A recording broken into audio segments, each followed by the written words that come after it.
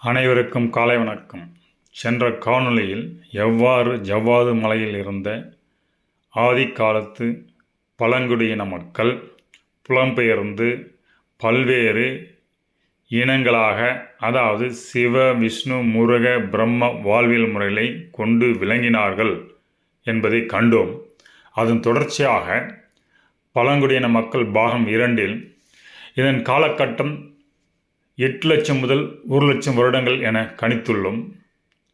இந்த காலகட்டத்தில் இம்மக்கள் ஜமுனா மரத்திலிருந்து உற்பத்தி ஆகிய ஒடுகுத்தூர் வழியாக பாயும் நதியின் மூலம் இருந்த ஆதிப்பாலர் வழியாக எவ்வாறு புலம்பெயர்ந்து வள்ளிமலை மற்றும் திருவள்ளூர் பகுதியை அடைந்து அதிரம்பாக்கம் என்னும் இடத்தில் வாழ்ந்ததற்கான சான்றுகளை இந்த தொல்லியல் தடயங்கள் சாந்தி பப்பு என்கிற தொல்லியல் வல்லுனர் இந்த சர்மா மரபு வழி கல்வி நிலையம் துணைப்புரிய அதன் வாயிலாக இந்த ஆராய்ச்சிகளை மேற்கொண்டு கண்டறிந்து இந்த அதிரம்பாக்கத்தில் வாழ்ந்த பழங்குடியின மக்கள் 17.5 லட்சம் வருடங்களுக்கு முன், அதாவது 17.5 lakhs பிஃபோர் வாழ்ந்துள்ளனர் என்பதை கண்டறிந்து அதை பன்னாட்டு இதழ்களில் 2011 வெளியிட்டார். இதுதான் இந்தியாவின் தொன்மையான மனிதன் வாழ்ந்த பகுதியாக இன்றுக்கு சான்றாக உள்ளது. இந்த பகுதியில் வாழ்ந்த மக்கள் பாலாற்று நாகரிக மக்களாக உருவெடுத்து வாழ்ந்தனர். பிற்பாடு இந்த நதி அதன் போக்கை கிமு 8 லட்சம் முதல் 6 லட்சம் வருட காலகட்டத்தில் அதன் போக்கை ஆரணி டு பழவேற்காடு நோக்கி சென்ற பயணத்தை கொட்டலை டு எண்ணூர் என்று மாற்றிய பொழுது புலம்பெயர்ந்த இந்த ஆற்றின் காரணத்தினால் பெருவெள்ளம் ஏற்பட்ட போது இந்த திரிசூல பகுதியில் உயர்வான மலைப்பகுதியில் வாழ்ந்துள்ள மக்கள் அங்கு குடிபெயர வாய்ப்புள்ளது. எனவே இங்கு வாழ்ந்த மக்கள் அந்த உயர்வான பகுதி நோக்கி சென்று இந்த வெள்ளங்களிலிருந்து தங்களை பாதுகாத்து வாழ்ந்துள்ளனர் என்று கொள்ளலாம். இத்தகைய கற்கால மனிதர்கள் கற்கருவின் தடயங்களை ஜமீன் பல்லாவரம் என்கிற பழைய பல்லாவரம் பகுதியில் கிடைக்கப்பட்டு கற்கருவிகள் நமக்கு சான்றுகளாக இன்றும் உள்ளன. அங்கு அம்மக்கள் 8 லட்சம் முதல் 7 லட்சம் வருடங்களுக்கு முன்பு வாழ்ந்ததற்கான சான்றுகளாக இந்த கற்கருவிகள் நமக்கு நிரூபிக்கின்றன.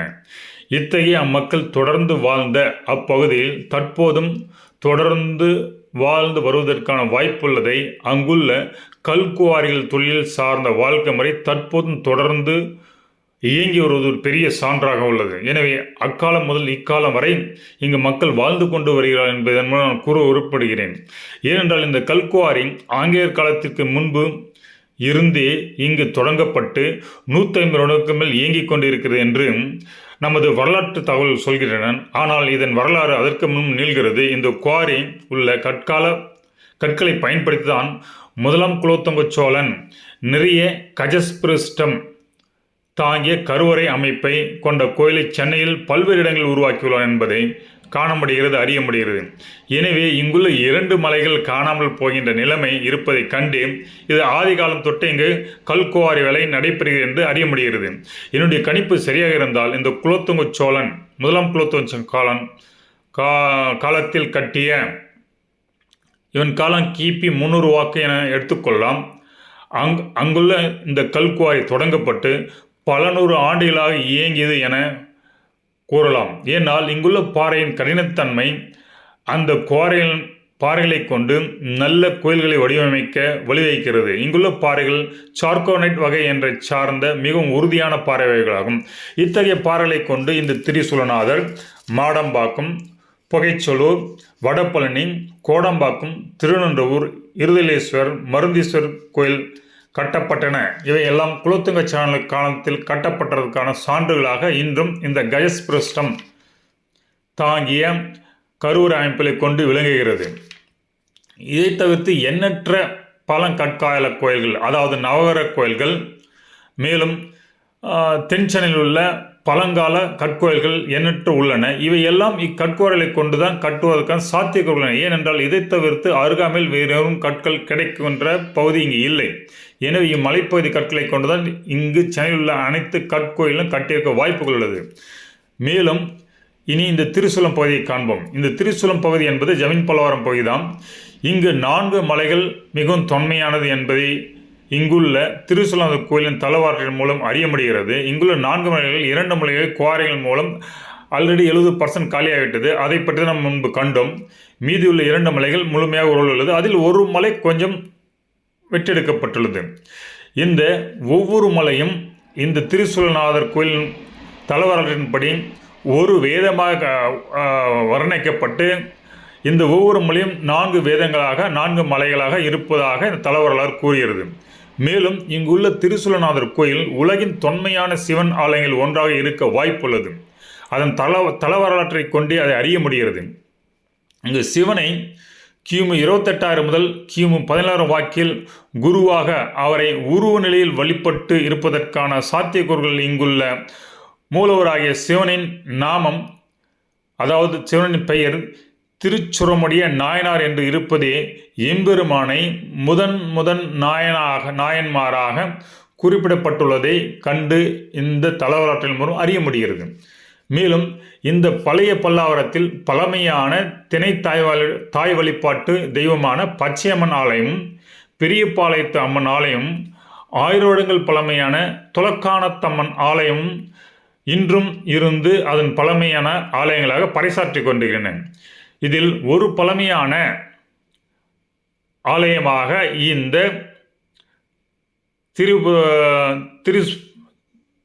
திரிசூலநாதர் கோயில் உள்ளது. எனவே இந்த ஜமீன் பல்லாவரமாகிய இந்த திரிசூலத்தை பழமையான திணை நாகரிகம் கொண்ட காலகட்டத்தில் இருந்த நகரமாக இயங்கிக் கொண்டு தற்போது இயங்கிக் கொண்டிருக்கிறது என்பதை நாம் உணர முடிகிறது.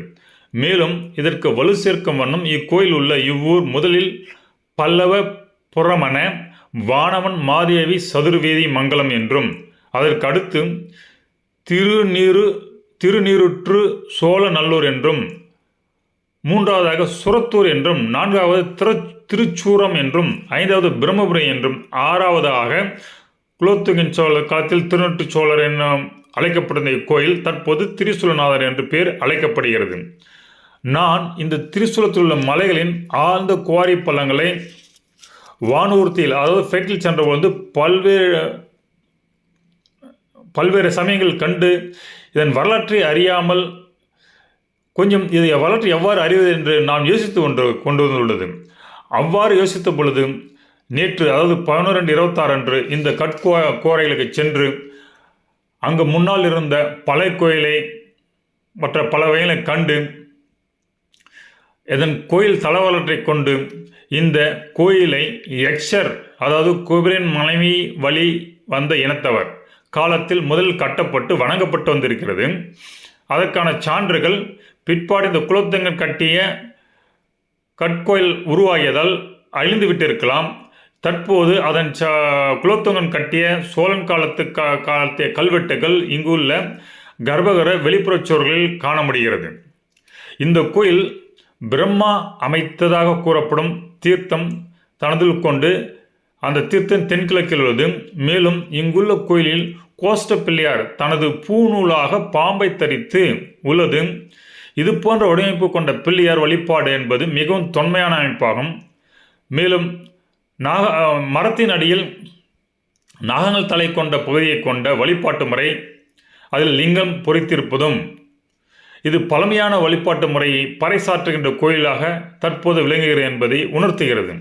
இந்த பாலாறு அதன் போக்கை பல்வேறு காலகட்டங்களில் மாற்றிய பொழுது அத்தகைய ஒரு தருணம் 30,000 to 20,000 வருடங்களுக்கு முன்பு ஏற்பட்ட புலன்பெயர்ச்சியின் போது ஏற்பட்ட பெருவெள்ளத்தின் போது எம்பெருமான் தோணியில் பார்வதியுடன் வந்து கரை சேர்ந்த இடமாக சீர்காழியில் உள்ள தோணியப்பன் கோயில் வரலாற்று மூலம் அறிய முடிகிறது. எனவே இந்த தென்னிந்தியா சிவன் கோயில்கள் சிவனின் வரலாற்றை தாங்கிய புராணங்களை தன்னகத்தில் கொண்டிருக்கிறது என்பதை சிறிதும் ஐயமில்லாமல் நாம் உணர முடிகிறது.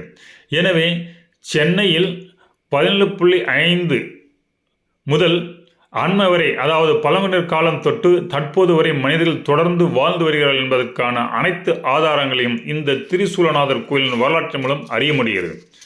மேலும் இங்குள்ள தாய் வழிபாட்டு தெய்வமான பச்சையம்மன் மருதநாகரத்தின் போது உருவாக வாய்ப்புகள் உள்ள பச்சையம்மனாக தன்னகத்துள் கொண்டுள்ளதும், இந்த பச்சையம்மன் தென் அமெரிக்க நாடுகளில் தற்போதும் வழிபடுவதும், சென்னையிலிருந்து இந்த தென் அமெரிக்க எக்காலத்தில் இந்த பச்சையம்மன் வழிபாடு புலன்பெறுது என்பதை ஆராய வேண்டும் என்றும், அங்கு அந்த வழக்கம் எவ்வாறு சென்றிருக்க வேண்டும் என்று ஆராய வேண்டியுள்ளது.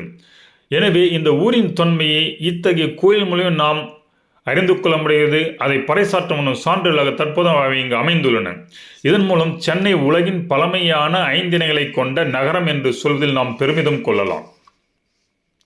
எனவே இத்தகைய பழங்குடியின மக்கள் எவ்வாறு நான் இந்த காணொலியில் காண்பித்துள்ள பாலாறு மற்றும் காவிரி ஆற்றின் புலன்பெயர்ச்சியின் போது பல்வேறு நிலைகளில் மக்கள் புலன்பெயர, அதன் மூலம் எவ்வாறு பழங்குடியின மக்கள் புலம்பெயர்ந்து சென்று இந்த பல்லவ நடுநாட்டில் ஆதிகால பல்லவர்கள், அதன் கீழே சோழர்கள் எப்படி உருவானார்கள், அதற்கு கீழே பாண்டிய மன்னர்கள் குமரிக்கண்டத்தில் இருந்து எப்படி தாமிரபரணி ஆற்றில் போக்கில் வாழ்ந்தார்கள், தாமிரபரணி ஆற்றின் போக்கில் ஏற்பட்ட வெள்ளத்தின் போது எப்படி மனு வடக்கு இமயமலை நோக்கி சென்று அங்கு தங்கினார்கள்.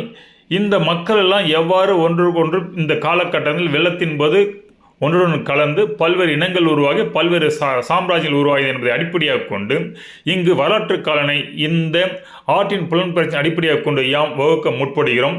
அதை வரும் காணொலியில் காண்போம். இந்த காணொலி காண்பதற்கு நன்றி.